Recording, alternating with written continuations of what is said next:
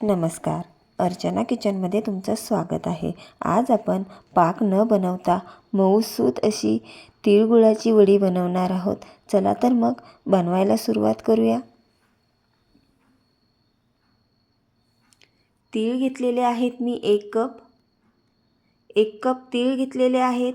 तर अर्धा कप शेंगदाणे घेतलेले आहे आणि शेंगदाण्याचा अर्धा आपण खोबरा खीस घेतलेला आहे. आणि ज्या मापाने तीळ घेतलेले आहेत त्याच मापाने मी गूळ घेतलेला आहे. तूप, विलायची पावडर आणि जायफळ पावडर. सुरुवातीला हे तीळ जे आहे हे भाजून घेऊया. कमी गॅसवरतीच भाजायचे आहे.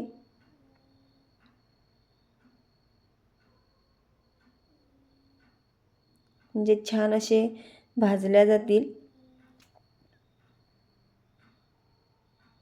हे बघा छान असे भाजून झालेले आहेत. आता मी याला काढून घेते.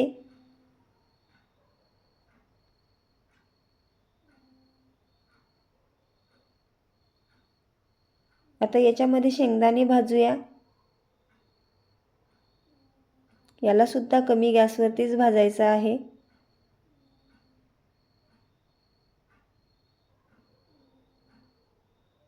हे बघा हे सुद्धा भाजून झालेले आहेत.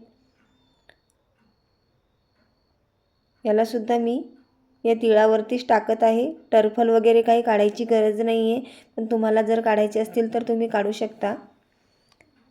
हा खोबरा खीस सुद्धा आपल्याला कमी गॅसवरतीच भाजायचा आहे.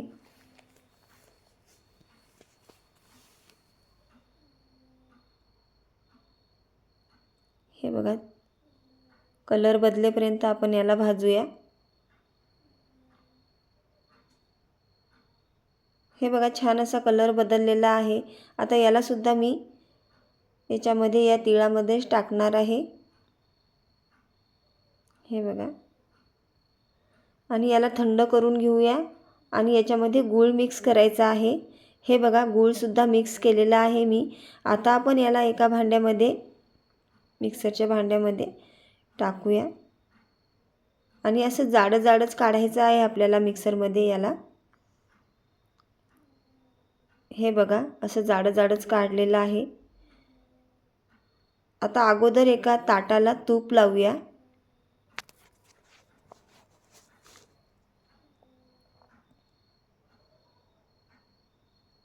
हे बघा याला लावून झालेलं आहे. आता कढईमध्ये आपण तूप टाकूया.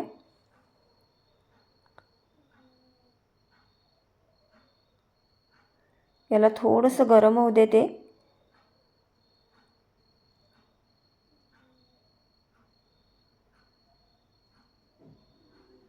हे बघा छान असं गरम झालेलं आहे. आता आपण ही जी मिक्सरमध्ये जी भरड काढली होती ती टाकायची आहे आपल्याला. हे बघा याला छान असं मिक्स करून घ्यायचं आहे. याच्यामध्ये आता आपल्याला 2 चम्मच पाणी टाकायचं आहे. जास्त नाही टाकायचं, 2च चम्मच टाकायचं आहे.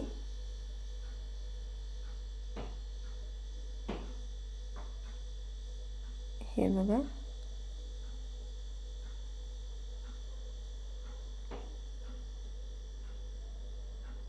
या चमच्याने 2 चम्मचच टाकते पाणी.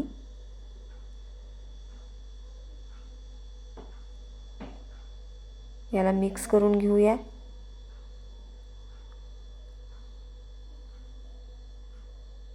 आता आपला हा गूळ विरघळेपर्यंत आपल्याला हलवायचा आहे. हे बघा छान असा गूळ विरघळलेला आहे.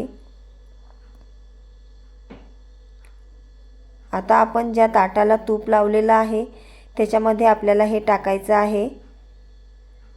हे बघा हे झालेलंच आहे.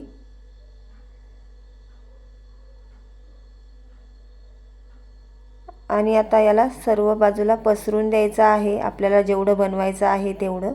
हे बघा असं मी वड्याच्या दृष्टीने थोडं चौकोनीच टाकलेलं आहे. आता याच्यावरती तीळ टाकूया.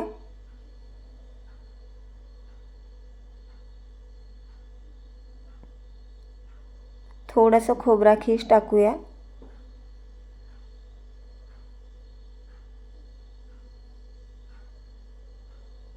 सर्व बाजूला टाकून घ्यायचं आहे.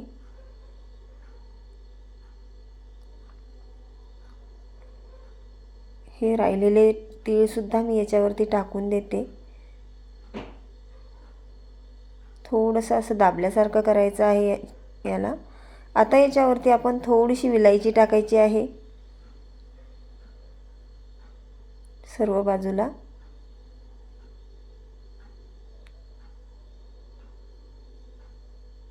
थोडंसं जायफळ पावडर टाकूया.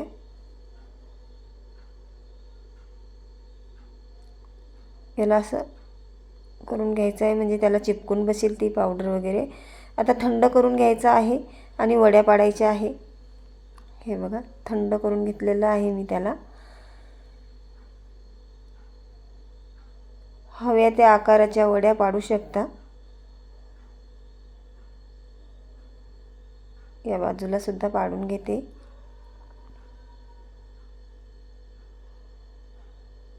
हे बघा छान असे नरम झालेले आहेत. हे बघा अशा पद्धतीने आपले तिळगुळाची मऊसूत अशी वडी तयार झालेली आहे. रेसिपी जर आवडली असेल तर लाईक सबस्क्राईब करायला विसरू नका. धन्यवाद.